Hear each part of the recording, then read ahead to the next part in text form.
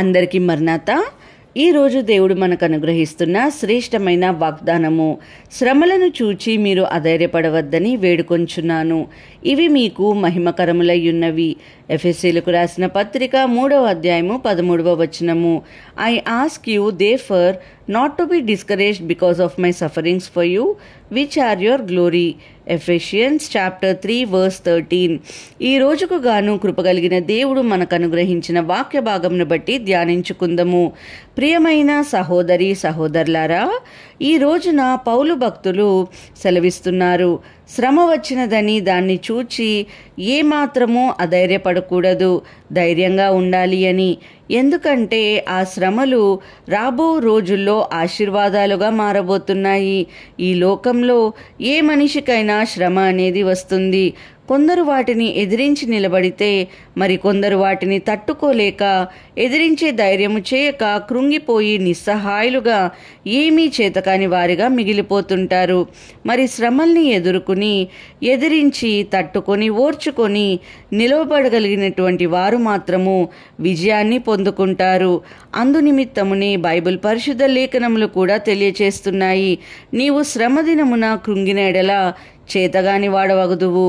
ఈ రోజున శ్రమ, ఇబ్బందులు, కష్టాలు వచ్చాయని మనం వాటిని ఎదిరించలేక వాటికి భయపడితే జీవితంలో ఏమీ సాధించలేమండి. దావీదును గురించి మనందరికీ తెలుసు. గొలియాతును ఏ విధంగా ఓడించగలిగినాడో కూడా మనం విన్నాము, చదివాము. అయితే దావీదుకు ఆ విధమైనటువంటి ధైర్యము కావచ్చు, తెగింపు కావచ్చు, మొండితనం కావచ్చు ఎలా వచ్చాయో తెలుసా? అంతకు ముందు దావీదు జీవితమంతా ఆ విధమైన శోధనలు తట్టుకొని ముందుకు వెళ్ళిందే కాబట్టి.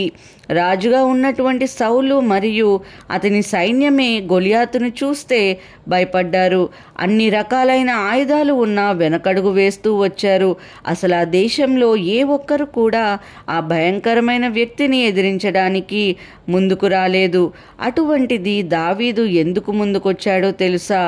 గొలియాతును ఎదిరించక ముందు ఒకసారి దావీదు యొక్క గతం చూస్తే ఎన్నో శోధనలతో కూడుకున్నది. దావీదు తల్లిదండ్రులకు చివరి సంతానము, 8వ వాడు. మిగతా అన్నదమ్ములు సైన్యంలో ఉంటే దావీదు మాత్రము గొర్రెలను మేపుతూ అడవిలో ఉండేవాడు. తనని ఒక పనివాడిగా చూశారు. జ్ఞానము లేదు అని అనుకున్నారు. అందుకే దావీదు, నేను గొలియాతుతో యుద్ధం చేస్తానంటే నీకేం తెలుసు అని కోప్పడ్డారు. పోయి నీ గొర్రెల మందను మేపుకోపో, నీవు యుద్ధం చూడ్డానికి వచ్చావు కదా అని చాలా తక్కువ చేసి తన అన్న అయినటువంటి ఎలియాబు మాట్లాడాడు. అయితే వారికి తెలియదు దావీదు వారికంటే గొప్పగా యుద్ధం చేయగలరని. ఎందుకు ఈ మాట అంటున్నానంటే, దావీదు అడవిలో ఉన్నప్పుడు తన గొర్రెల మందను కాచుకుంటున్నప్పుడు వాటిని తినడానికి వచ్చినటువంటి క్రూర మృగాలైనటువంటి సింహాల్ని, ఎలుకబంటిని దేవుని యొక్క సహాయం వలన జయించగలిగినాడు. వాటికి ఏమైనా యుద్ధం వచ్చా కనపడితే మింగేస్తాయి. అటువంటి వాటితో పోరాడి గెలిచాడు. కాబట్టే దావీదులో ఆత్మవిశ్వాసము ఉన్నది. అలా కాకుండా దావీదు గొర్రెలు మేపుతున్న సమయంలో, ఏమిటి ఈ జీవితము, మా అన్నయ్యలు మంచిగా రాజు దగ్గర జాబ్ చేస్తున్నారు, నేను మాత్రము ఈ అడవిలో గొర్రెలు మేపాలా, నాకేంటి శోధనలు, నాకే ఎందుకు వస్తున్నాయి ఇలాంటి బాధలు అని, ఇవి చాలదన్నట్లు సింహము, ఎలుకబంటి కూడా వచ్చాయా అని వాటిని ఎదిరించకుండా అతని నుండి పారిపోలేదు. నా వల్ల కాదు, గొర్రెలను తింటే అని భయముతో దాక్కోలేదు. శ్రమ వచ్చింది కదా అని కృంగిపోయి చేతకాని వాడి వలె లేడు. దేవుని సహాయం తీసుకుని వాటిని ఎదిరించి పోరాడి చంపేశాడు. అటువంటి విశ్వాసముతోనే దేవుని పైన భారం వేసి గొలియాతుతో యుద్ధం చేసి గెలిచాడు. గెలిచి యూదా రాజుగా ఘనత పొందాడండి.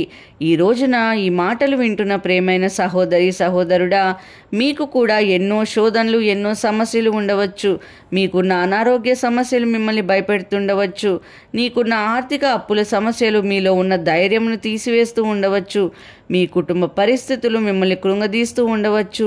మిమ్మల్ని మీరే ఏమీ చేయలేని అసమర్థులుగా అనుకుంటుండవచ్చు. అయితే అటువంటి ఆలోచన మానివేయమని ఆ విధంగా బలహీనులుగా మనం ఉండద్దు అని ఈ రోజున దేవుడు లేఖనముల ద్వారా సెలవిస్తున్నాడు. మీకు ఇప్పుడున్న శోధనలను మీరు జయించగలిగితే, అధైర్యపడకుండా వాటిని ఓడించగలిగితే అవి మీకు ఆశీర్వాదకరముగా మారతాయండి. దేవాది దేవుడు మనకి సెలవిస్తున్నాడు. ప్రియమైన సహోదరి సహోదరులారా, ఈ రోజున మీ సమస్య ఏదైనా కావచ్చు. మీరు ఎటువంటి బలహీనమైన భయంకరమైన పరిస్థితుల్లో ఉండి ఉండవచ్చు. వాటిని బట్టి భయపడక అవి నాకే ఎందుకు వచ్చాయి, నా వెనకే ఎందుకు పడుతున్నాయని ఆలోచించకుండా, బాధపడకుండా, ముఖ్యంగా ధైర్యము కోల్పోకుండా సర్వశక్తిమంతుడైన దేవుని సహాయం కోరుకుని ఆయన తోడుతో, ఆయన శక్తితో మనకున్న ప్రతి శోధనను జయించుదాం.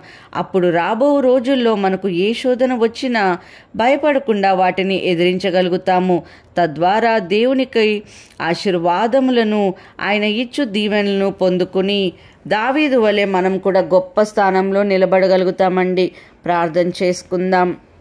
మహాపరిశుద్ధుడా, ఘనమైన తండ్రి, మీ బంగారు పాదములకు స్తోత్రములు ప్రభువా.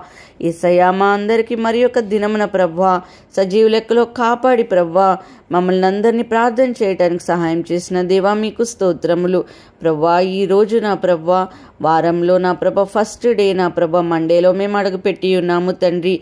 ఈ ప్రేయర్లో ఏకీభవించిన ప్రతి ఒక్కరిని కూడా దీవించండి. వారు చేసే ప్రతి పనిలో మీరు ముందుండి నడిపించండి ప్రభువా. అవును తండ్రి, శ్రమలను చూస్తే ఎంతగానో భయము నా ప్రభువా, ఎంతగానో దుఃఖిస్తున్న వారు ఉన్నారు, ఎంతో డిప్రెషన్కి లోనైపోతున్న వారు ఉన్నారు తండ్రి.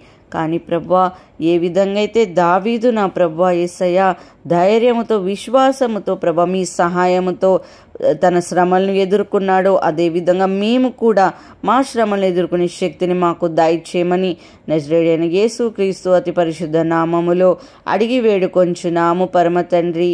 ఆమేన్. అందరికీ మరణాత.